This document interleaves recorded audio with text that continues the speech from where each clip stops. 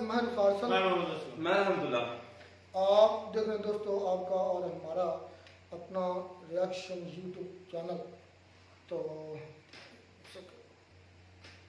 दोस्तों चलते हैं। वीडियो टाइटल है Pakistan accepted BrahMos supremacy, what is next is more dangerous. BrahMos अभी कुछ डेंजरस है। देखते हैं दोस्तों वीडियो बात करते हैं।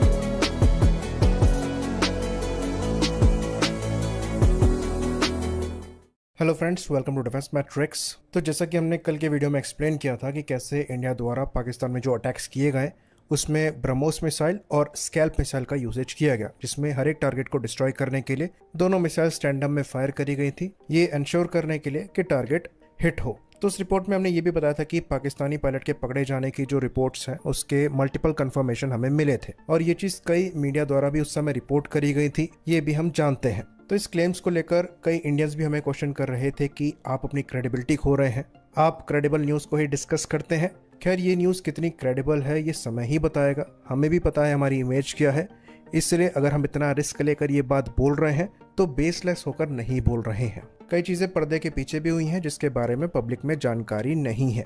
अगर आपको याद हो, जब किराना हिल के बारे में इंडियन एयरफोर्स से पूछा गया था तो आईएफ ने कैसे रिएक्ट किया था कि हमें पता ही नहीं है किराना हिल्स में क्या है, जबकि जो स्ट्राइक हुई हैं उसके वीडियोस भी अवेलेबल हैं। तो ये चीज किसी से छुपी नहीं है कि कई बातें यहाँ पर छुपाई जा रही हैं।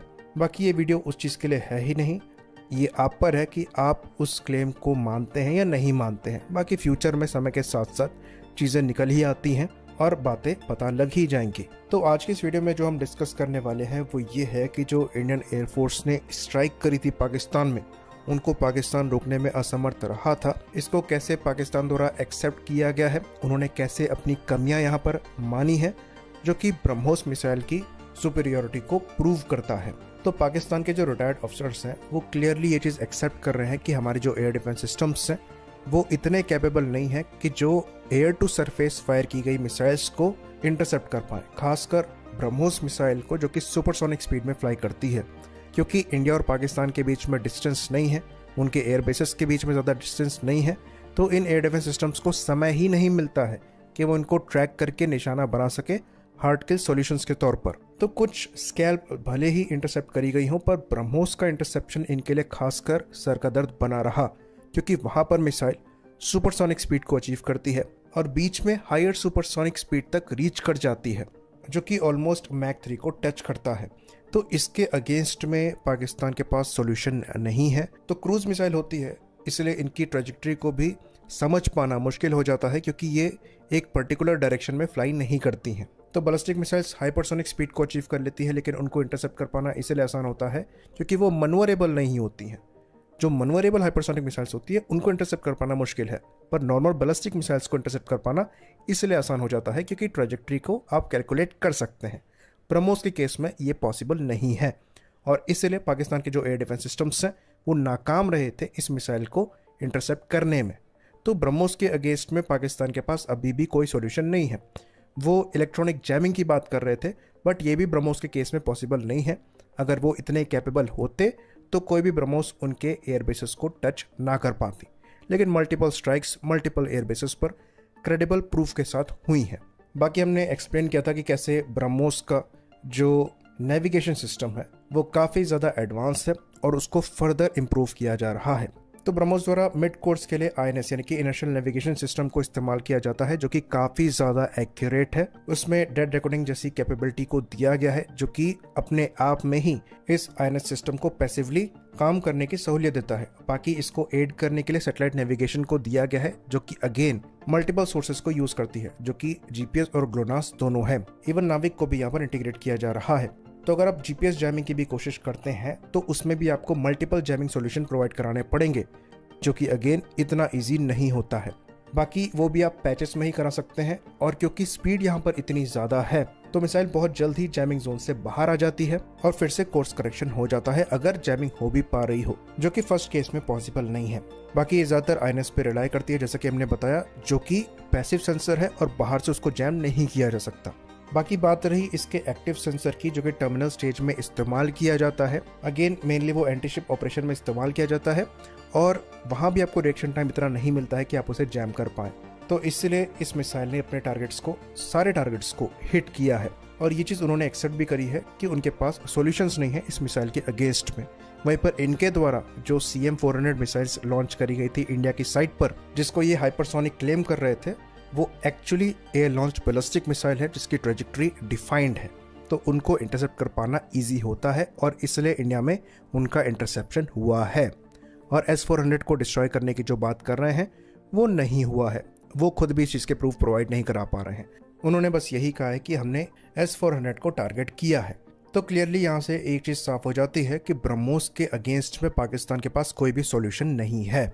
वहीं पर जो इलेक्ट्रॉनिकली वो मिसाइल को जैम करने की बात कर रहे हैं वो टेक्निकली पॉसिबल नहीं है। जो पिन पॉइंट एक्यूरेसी मिसाइल ने दिखाई है उसके सबूत दुनिया के लिए अवेलेबल है। सैटेलाइट इमेजरी पहले से ही एग्जिस्ट करती है। तो ये तो बात हो गई प्रेजेंट की। अगर ये किसी भी तरीके से हाथ पैर मारकर चाइना से कुछ लाने की कोशिश भी करते हैं तो हमें ऐसा नहीं लगता कि चाइना के पास भी कुछ है इस मिसाइल के अगेंस्ट में। तो ये बात प्रेजेंट की है। फ्यूचर की बात करें तो चीजें और भी ज्यादा प्रॉब्लमेटिक होने वाली हैं पाकिस्तान के लिए, क्योंकि इंडिया हाइपरसोनिक मिसाइल के मामले में बहुत अच्छी प्रोग्रेस कर रहा है और हाल ही में हमने एक इंजन को टेस्ट किया है करीबन 1000 सेकेंड के लिए। तो ये कोई बैलिस्टिक मिसाइल नहीं है, ये एक स्क्रैमजेट इंजन का टेस्ट था।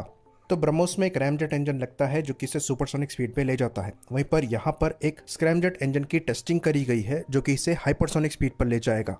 तो अगर आप सुपरसोनिक मिसाइल को इंटरसेप्ट नहीं कर पा रहे हैं तो हाइपरसोनिक इंटरसेप्शन आप सोच भी नहीं सकते। तो यहाँ पर 1000 सेकंड्स के लिए जो टेस्टिंग करी गई है इसका मतलब ये है कि ये मिसाइल इस टाइम ड्यूरेशन में करीबन 2700 किलोमीटर के ऊपर ट्रेवल कर पाएगी। तो खाली 13 मिनट्स में आप इतना डिस्टेंस कवर कर रहे हैं। कोई एयर डिफेंस सिस्टम कैपेबल नहीं है ऐसी हाइपरसोनिक क्रूज मिसाइल्स को इंटरसेप्ट करने के लिए, और इंडिया इस रियलिटी के काफ़ी ज़्यादा क्लोज है। मिसाइल टेक्नोलॉजी के मामले में इंडिया, चाइना, रशिया और US के ऑन पार है। बाकी दूसरी जो हाइपरसोनिक मिसाइल्स हैं उनको हम टेस्ट कर ही चुके हैं। तो अगर पाकिस्तान को ऐसा लगता है कि ब्रह्मोस हमने अपनी बेस्ट मारी है तो ऐसा नहीं है। और भी कई सरप्राइजेस इंडिया के पास है पाकिस्तान के लिए, जो कि फ्यूचर के कॉन्फ्लिक्ट में अगर पाकिस्तान पुश करता है तो हो सकता है उन्हें देखने को मिले, जैसा कि ब्रह्मोस इस बार उन्हें देखने को मिली है। और ये बात हम आपको बता दें कि ब्रह्मोस को सरप्राइज नहीं था। पहले मिस फायर में ही ब्रह्मोस ने अपनी कैपेबिलिटी को प्रूव कर दिया था जिसको वो इंटरसेप्ट नहीं कर पाए थे। और ये बात हम आपको बता दें कि जब मिस फायर हुआ था तो वो किसी एयरक्राफ्ट से नहीं हुआ था, वो ग्राउंड से हुआ था। तो वहाँ भी इनको अच्छा खासा समय मिला था कि मिसाइल को ट्रैक करके उसको हार्ड किल सॉल्यूशन के थ्रू इंगेज किया जाए, पर वहाँ भी वो फेल हो गए थे। बाकी बात करें दूसरी हाइपरसोनिक कैपेबिलिटी की, तो अभी कुछ ही दिनों पहले हमने लॉन्ग रेंज की एंटीशिप मिसाइल का टेस्ट किया था, जो कि एक हाइपरसोनिक मिसाइल है। और ये हाइपरसोनिक बैलिस्टिक मिसाइल नहीं है, ये हाइपरसोनिक ग्लाइड व्हीकल को यूज करती है जो कि मनोवर करने में सक्षम है, इसलिए उसको भी इंटरसेप्ट कर पाना ऑलमोस्ट इम्पॉसिबल है। तो इंडिया के पास ये कैपेबिलिटी एग्जिस्ट करती है। ब्रह्मोस हमारा बेस्ट नहीं था, लेकिन उसके बाद भी आप उसको इंटरसेप्ट नहीं कर पाए और आप अब एक्सेप्ट कर रहे हैं कि आपके इक्विपमेंट्स की औकात नहीं थी कि इतने कम रिएक्शन टाइम में वो ऐसी मिसाइल को इंटरसेप्ट कर पाएं। और क्योंकि आपका खुद का कोई R&D बेस नहीं है तो आप ऐसे इक्विपमेंट्स को इंपोर्ट नहीं कर सकते जो कि हमारी मिसाइल्स इन डेवलपमेंट चल रही हैं उनको फ्यूचर में रोक पाएं। आई होप इन्फॉर्मेशन यहाँ पर क्लियर रही हो। इसी बात पर इस वीडियो को हम खत्म करेंगे। लाइक तो जी दोस्तों वीडियो खत्म लो जी। ब्रह्मोस तो हम सबका ने वो ब्रह्मोस से भी आके हाइपरसोनिक की भी टेस्ट कर चुके हैं।